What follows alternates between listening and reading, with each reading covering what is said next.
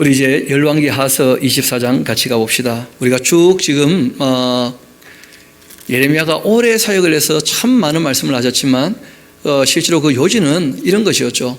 바벨론에 항복해야 사는 길이 열린다. 그것이 하나님께서 만들어 두신 그 생명의 길이다. 그 벌을 순히 받아야 산다. 그런 말씀을 하셨고, 그렇게 이제 이 요시야 왕 때부터 활동을 해서 결국 이제 바벨론이 침략한 것은 잘 아시는 것처럼 요야긴, 시드기야 그렇게 이제 이어져 가게 될 터인데, 우리 이제 열왕기 하서 그 24장 가면 그 역사 이야기를 다시 한번 우리 좀 챙겨봅시다. 너무 복잡해졌기 때문에 다시 한번 정리하는 겸해서 읽어보시면 도움이 될 듯 합니다. 열왕기 하서 24장입니다. 지금 우리가 읽었던 내용과 대동소이한 내용이 또 나오게 될 테니까 보시면 알겠죠.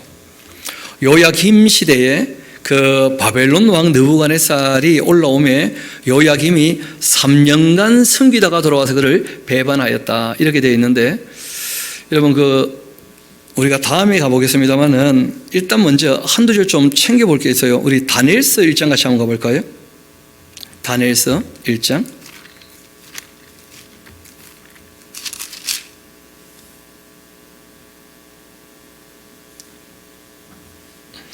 거기 보면 유다왕 요야김이 다스린 지 3년 보이십니까? 그때 이제 이 바벨론 왕 느부갓네살이 예루살렘에 이르러 성을 에워쌌다 이렇게 되어 있어요. 그러니까 바벨론 왕을 섬긴 지 3년, 또 요야김이 다스린 지 3년, 이 시기가 다른 거예요. 조금 이따 좀 챙겨서 우리가 얘기를 하게 될 테니까 다시 이제 그 24장으로 돌아갑시다. 2절, 여호와께서 그 종 선지자들을 통하여 하신 그 말씀과 같이 갈대아인의 그 부대와 아람의 그 부대와 모압의 부대와 암몬 자손의 그 부대를 여호야김에게로 보내어서 유다를 쳐서 멸하게 하셨다. 이 일이 유다에 임한 것은 곧 여호와의 그 말씀대로 그들을 자기 앞에서 물리치고자 하심이었고, 이는 므낫세가 지었던 모든 죄 때문이었다. 그 말씀드렸었죠. 므낫세가 55년 동안 악을 행할 때 모든 백성이 그걸 좋아했었기 때문에 요시아가 개혁을 했지만 그러나 그 오래가지 못했었다 하는 말씀을 드렸었습니다. 그리고 요시아 죽자 더 이상 개혁이 되지 않고 완전히 그냥 악한 나라로 그렇게 원상복귀되고 말았죠. 므낫세의 지은 모든 죄 때문이며, 또 그가 무지한 자의 피를 흘렸고 그 피가 예루살렘에 가득하게 하였기 때문이었다. 여호와께서 그래서 사기를 즐겨하지 아니하셨다. 이 무지한 피에 대한 얘기를 할 때 유대인들은 이때 이제 이사야도 별세하신 거 아니겠는가 그렇게 보기도 합니다. 이어봅시다. 므낫세 때 돌아가셨다는 것이죠. 5절, 요야김의 그 남은 사적 행한 모든 일 그 유다방 역대지략에 기록되지 아니했냐. 요야김이 그 조상들과 함께 자고 그 아들 요야긴이 대신하여 왕이 됩니다. 예고왕이 다시는 그 나라에 나오지 못했고, 이는 바벨론 왕 그 애국왕에서부터 유브라데 강까지 이 애국왕에게 속한 땅을 다 점령하였기 때문입니다. 요야긴이 왕이 될 때는 나이가 18살이었는데 18살 보이죠, 그렇죠? 우리 한번 역대기 하서 36장 같이 한가 봐요. 역대기 하서 36장.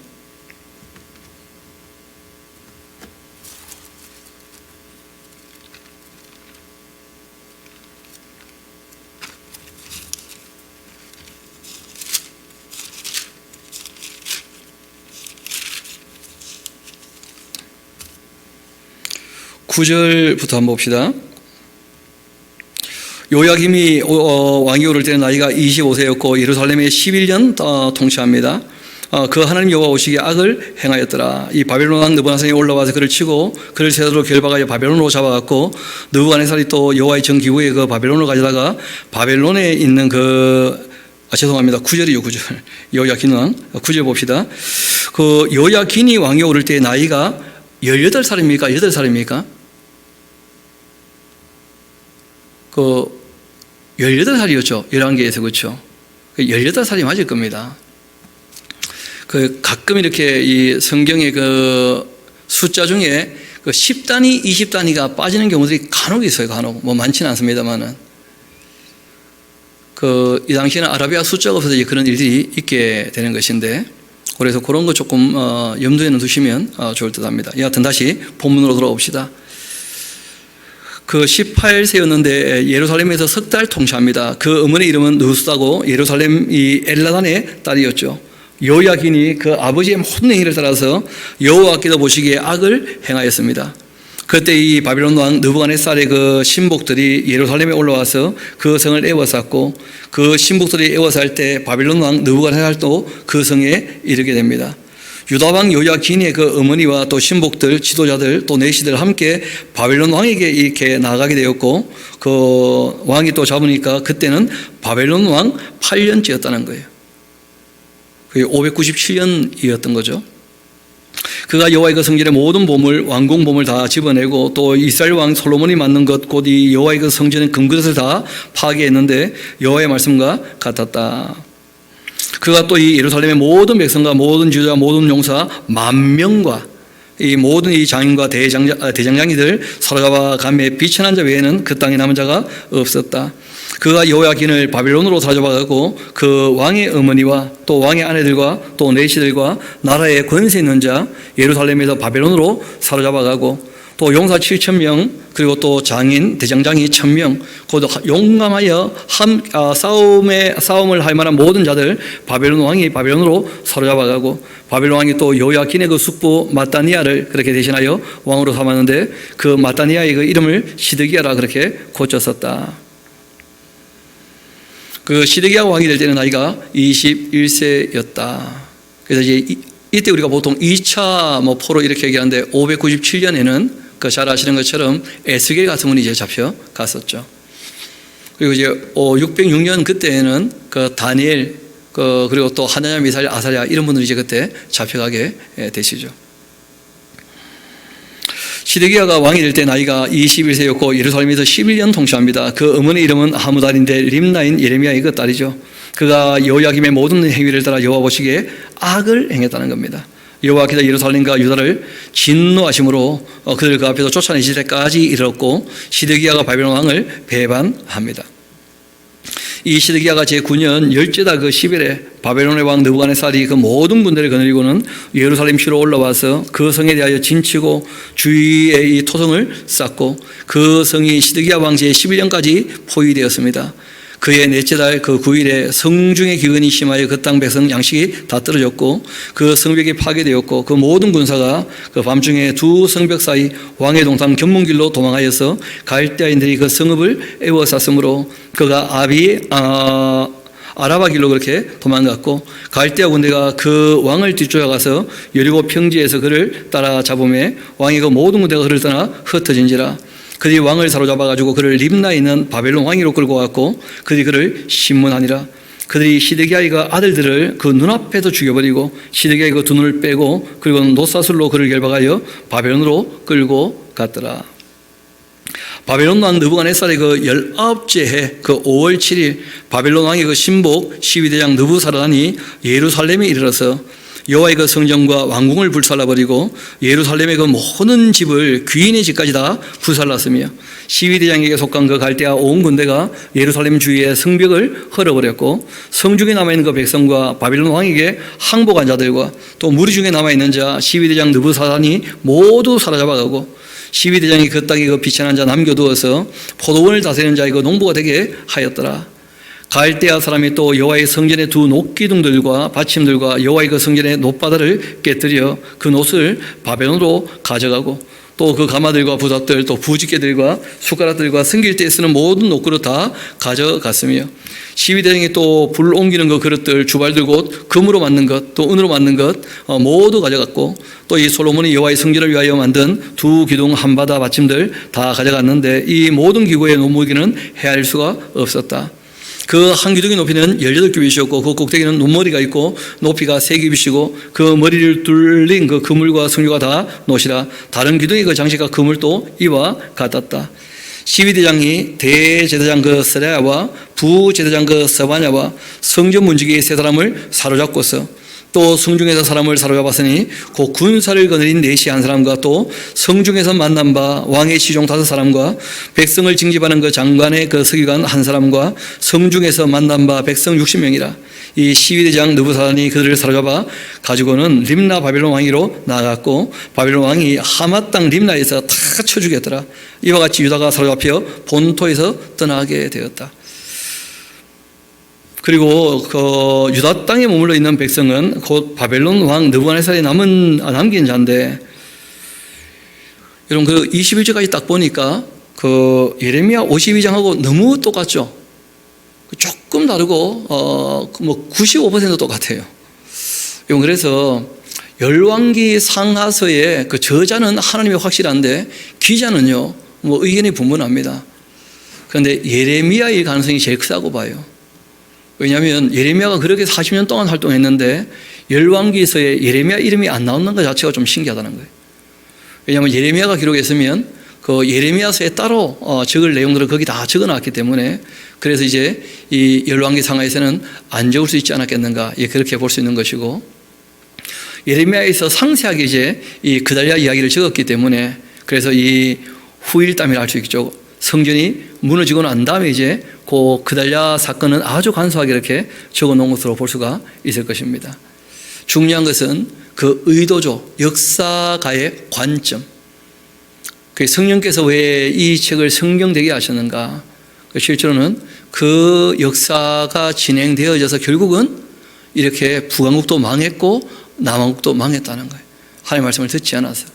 그래서 이런 역사관을 가지고 우리가 멸망사라 보통 그렇게 얘기합니다. 왜 하나님께서 제사장 나라로 불렀던 그 이스라엘 나라 멸망할 수밖에 없었는가? 거기에 대해서 쭉 이어서 얘기를 하시게 됐던 것이었죠. 반면 또 바로 이어서 나오는 그 역사책이 하나 있지 않습니까? 역대기 상하서. 그거는 이제 그 바벨론 포로로 잡혀갔다가 돌아올 때 에스라 같은 분이 이제 기록하게 되어져요.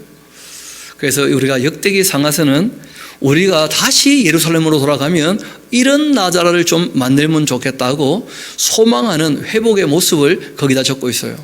그래서 이 관점이라는 게 참 중요한데, 그 역사를 기록했을 때는 당연히 어떤 관점이 있다는 게 관점이.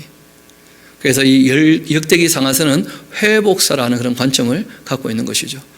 그래서 어떤 분이 왜 똑같은 역사가 이렇게 앞뒤로 딱 붙어 있는데 그것도 내용이 그렇게 다른가? 뭐 이런 거 이제 질문하시는 분이 가끔 계시더라고요. 그런 시대에 따른 필요에 의해서 그 역사에 대한 편집이 달라지는 것이죠.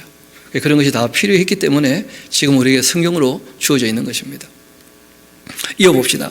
22절, 유다 땅에 머물러 있는 그 백성 곧 바벨론 왕 이 느부갓네살이 남긴 자인데, 왕이 사반의 손자 그 아이감의 아들 그달리아가 그 관할하게 그렇게 합니다. 이 그달리아 똑같은 사람인데 이름들이 다 발음이 다 다르게 그렇게 표현되어 있죠. 그 모든 군대 지휘관들 또 그 따르는 자 바벨론 왕이 그달리아를 그 지도자로 삼았다 함을 듣고는 이에 느다니아이가 아들 그 이스마일과 가랴이가 아들 요하난과 또 느도바 사람 단후메드가 아들 스라야와 또 이 마가 사람이가 아들 야아사니아와 또 그를 따르는 사람이 모두 미스바로 가서 그달리아에게로 나아갔고, 이 그달리아가 그들과 그 따르는 그 무슨사들에게 맹세하여 이르되 너희는 갈대아인을 섬기를 두려워하지 말고 이 땅에 살며 바벨론 왕을 섬기라. 그러면 너희가 평안하리라. 그렇게 했는데 7월에 그 왕족 엘리사마의 손자 느다니아이가 아들 이스마일이 부하 10명을 거느리고 와서는 그달리아를 쳐서 죽여버리고 그와 함께 미스바에 있는 그 유다 사람과 갈대아 사람을 죽였습니다.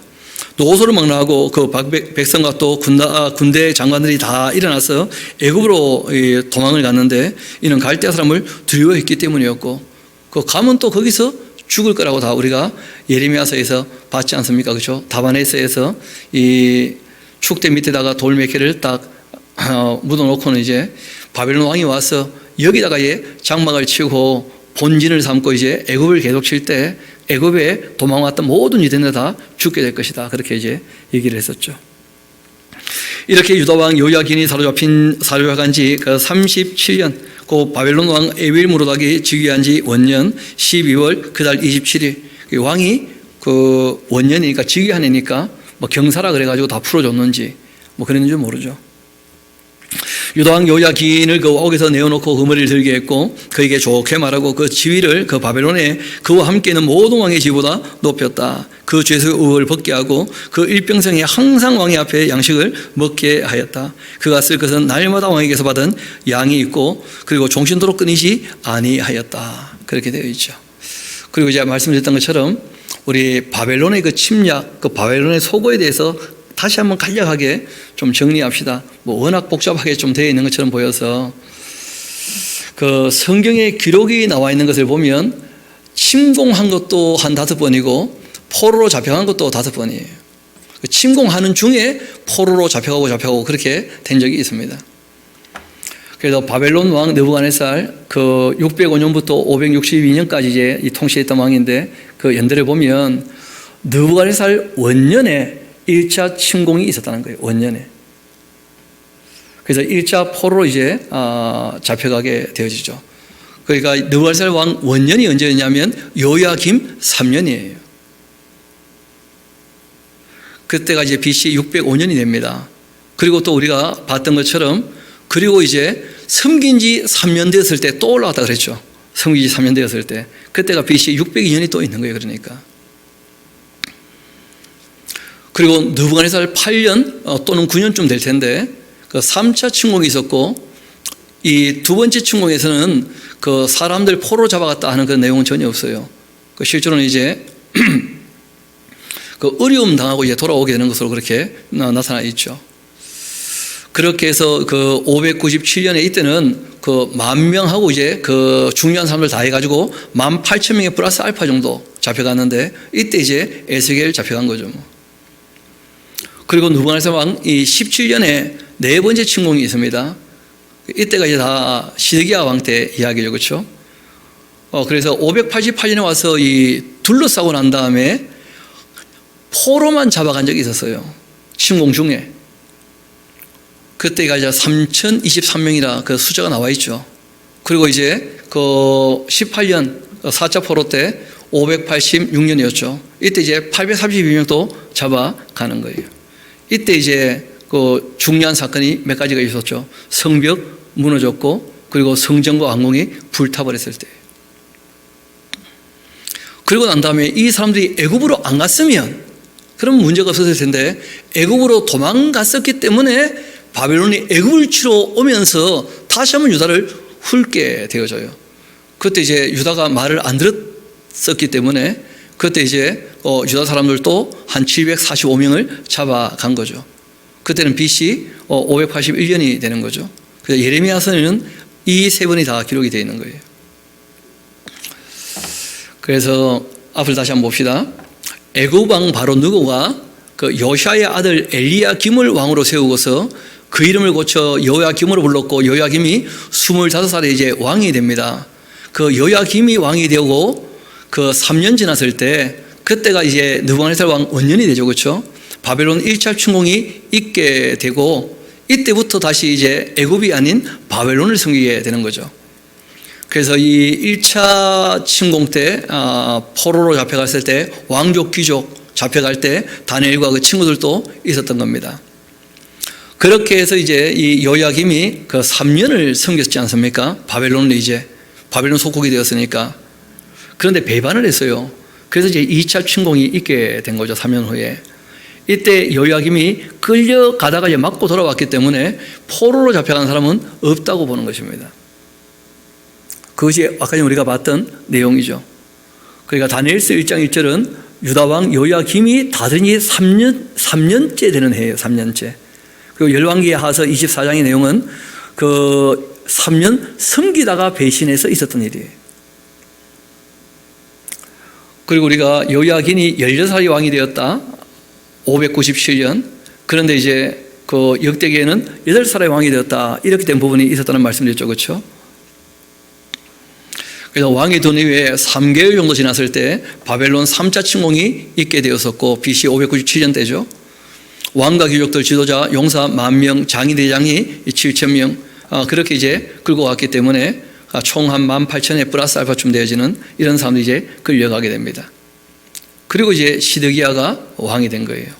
그래서 시드기야 9년에 이제 포위를 냈고 그리고 이제 그 10년에 침공하는 중에 이제 포로를 잡아갔고, 그리고 또 결국 이제 이 성전이 완전히 무너지고 불타고 난 다음에 이제 또 소수를 잡아갔고, 그리고 난 다음에 이제 그달랴가 총독으로 부임했다가 죽고 난 다음에 애굽을 치러 갔다가 이제 다시 5차 침공이 될 수밖에 없었죠. 그래서 이제 581년에 또 잡아갔고 그래요.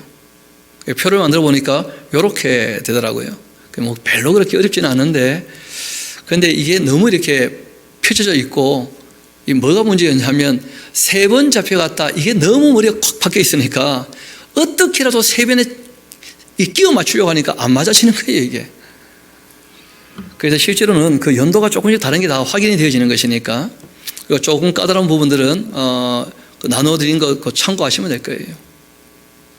그런 정도가 되어져 있습니다.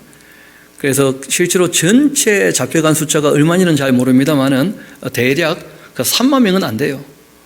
한 2만 5천에서 3만 될까 말까? 뭐 그쯤 되는 거죠. 다 합쳐봤자. 그래서 여러분 생각해 봐요. 애굽에서 나올 때만 해도 60만 3,550명이 나왔어요. 그렇지 않습니까? 그런데 하나님께서 제사장으로 삼으셔가지고 일을 시키고 결국 이제 안 돼가지고 하나님께서 다시 한번 훈련시킬 수 있겠다 싶은 사람 추려보고 추려봤는데 2만 5천 안팎인 거예요. 너무 초라하게 된 거예요. 진짜. 여러분, 하나님이 전능하신데 너무 하나님 일이 안 되고 있다는 거예요. 하나님의 백성 이스라엘이 그 말씀을 안 들으니까 이제는 그 이스라엘과의 관계에 있어서 하나님께서 결별하시고 그 주님의 몸된 교회를 세우셨다는데 제가 봤을 때 교회도 참 안 되고 있는 것 같아요. 그 말씀을 너무 가까이 하지도 않고, 어떻게 보면 이단들은요 잘 되고 있는데 오히려 누가 봐도 부흥하는 것처럼 보이지 않습니까? 그런데 이 진리는 정말 바르게 전파되고 있는가? 좀 생각을 해봐야 되지 않겠나 싶어요.